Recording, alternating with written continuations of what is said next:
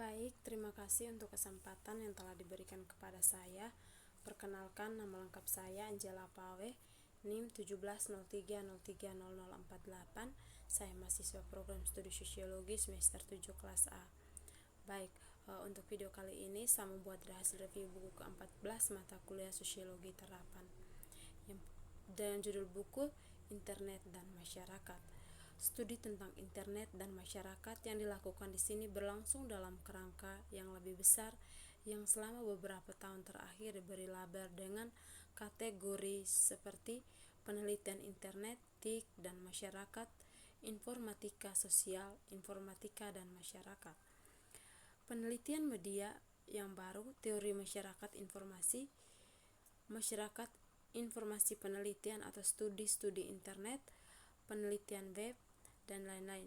Istilah internet baru dipahami sebagai konteks teknologi, konsep oleh banyak orang, meskipun orang sering digambarkan sebagai sistem teknososial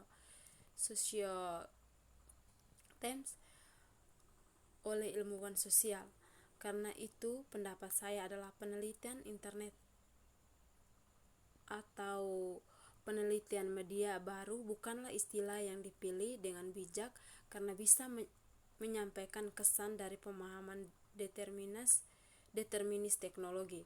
Karena itu, saya pertimbangkan istilah teknologi atau informasi dan komunikasi dan masyarakat penelitian.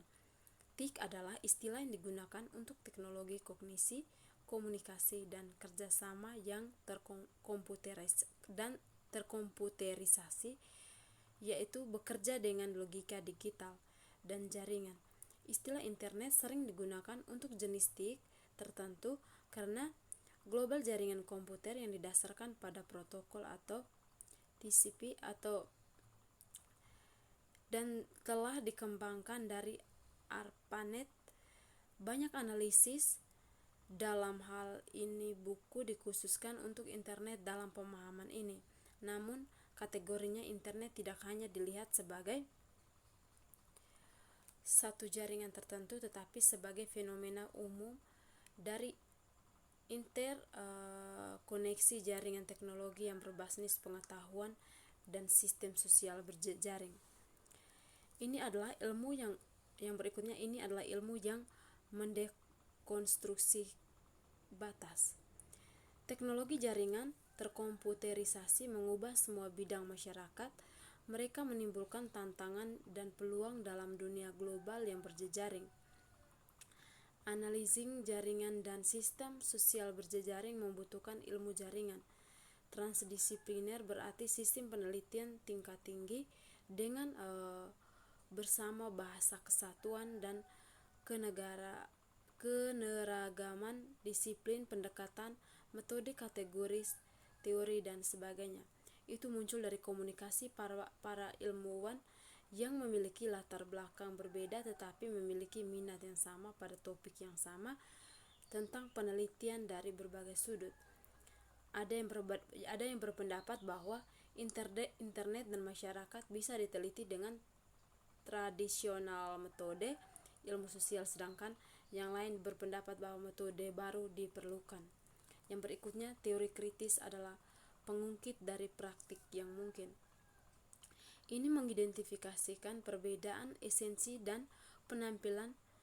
Ia prihatin tentang situasi keberadaan manusia dan berorientasi tentang peningkatan eksistensi manusia dan kebahagiaan untuk semua. Ini menunjukkan kecenderungan dan kemungkinan nyata perkembangan dan investasi manusia, kondisi dan perspektif praktik manusia.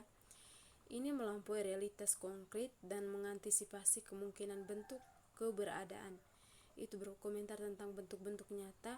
Itu yang mengembangkan kategori yang mempertanyakan dunia itu, dan itu yang mana masyarakat yang ada telah dilakukan terhadap manusia.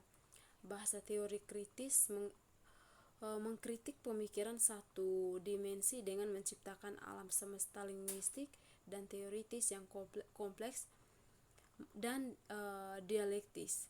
Kategori tertentu dan faktor sosial tertentu tidak dianggap wajar tapi sebagai sejarah. Yang berikutnya, teori kritis adalah dekonstruksi ideologi. Ia mengemukakan kondisi yang manusiawi sehingga manusia berdamai dengan makhluk sosial yang terasing dari mereka.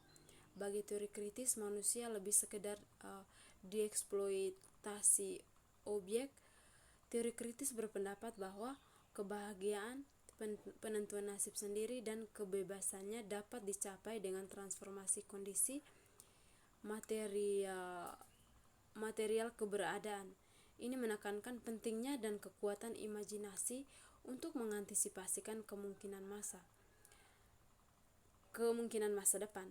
Tujuannya adalah masyarakat yang berakal sehat, sebuah asosiasi orang bebas berdasarkan pemanfaatan sarana teknis secara berkelanjutan.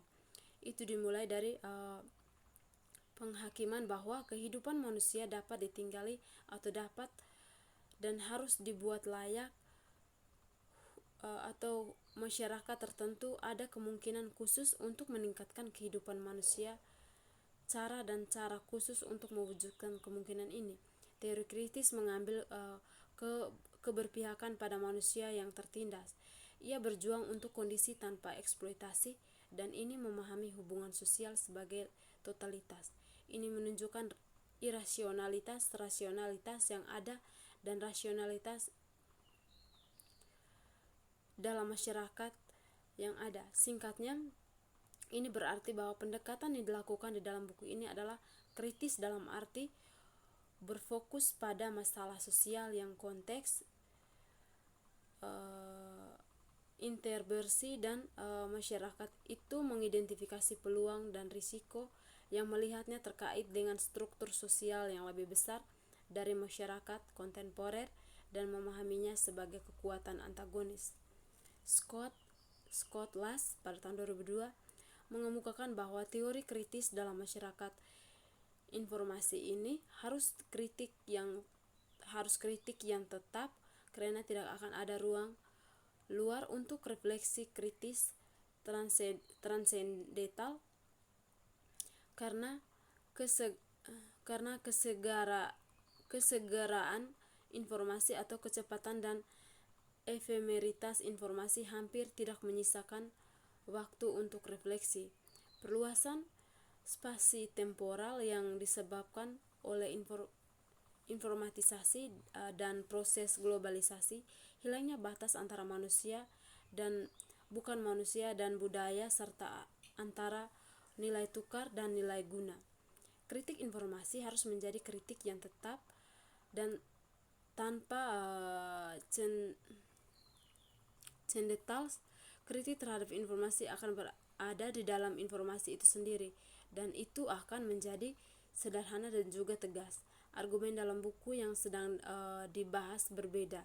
Saya berpendapat bahwa masyarakat informasi memiliki potensi kooperasi yang memberikan landasan untuk realisasi penuh dari imanensi masyarakat. Kerjasama dipandang sebagai inti dari masyarakat atau argumen yang dapat ditemukan dalam tulisan-tulisan Marx. Ini adalah fitur imanen dari masyarakat yang manusia menjadi seperti itu, tetapi potensi yang terasing dalam masyarakat modern. Yang berikutnya, masyarakat sebagai sistem dinamis. Masyarakat dapat dipahami sebagai terdiri dari subsistem yang saling berhubungan, tidak independen, dan berdasarkan pada satu fungsi tertentu yang mereka penuhi, tetapi terbuka, saling berhubungan secara komunikatif, dan berjejaring. Di masing-masing sistem ini, proses dasar organisasi mandiri yang menghubungkan aktor dan struktur tures terjadi secara permanen. Subsistem dan model masyarakat di luar yang berbaris di sini adalah sistem ekologi, sistem teknologi, ekonomi sistem politik, dan sistem budaya. Mengapa tepatnya di ini sistem? Untuk bertahan hidup, manusia dalam masyarakat harus sesuai dan mengubah alam atau ekologi dengan bantuan teknologi sehingga dapat berpihak pada menghasilkan sumber daya yang mereka distribusikan dan konsumsi atau ekonomi yang memungkinkan mereka untuk membuat keputusan kolektif atau pemerintahan, membentuk nilai, dan memperoleh keterampilan atau budaya.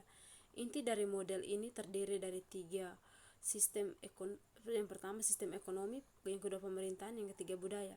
Perbedaan ini juga dapat ditemukan dalam sosiologi. Teori Gildens pada tahun 1984 membedakan antara lembaga ekonomi, institusi politik, dan tatanan simbolik atau mode wacana sebagai tiga jenis institusi dalam masyarakat Bourdieu. Berbicara tentang ekonomi, modal politik dan budaya sebagai tiga jenis struktur dalam masyarakat, Jürgen Habermas pada tahun 1981 berbeda antara dunia kehidupan sistem ekonomi dan sistem politik. Masing-masing sistem ini diciptakan oleh aktor manusia dan struktur sosial yang diproduksi oleh para aktor dan mengkondisikan praktik para aktor tersebut. Setiap subsistem didefinisikan dan secara permanen dibuat ulang oleh Locke refleksif dan secara produktif menghubungkan aktor manusia dan praktiknya dengan sosial struktur. Mungkin itu saja dari saya. Sekian dan terima kasih.